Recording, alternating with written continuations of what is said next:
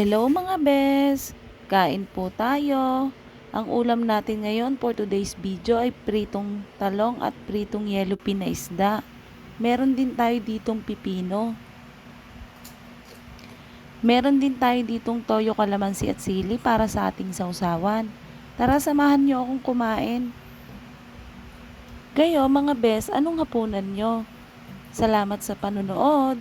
Salamat din sa mga palaging sumusuporta at nag-share ng aking video. God bless po sa inyo.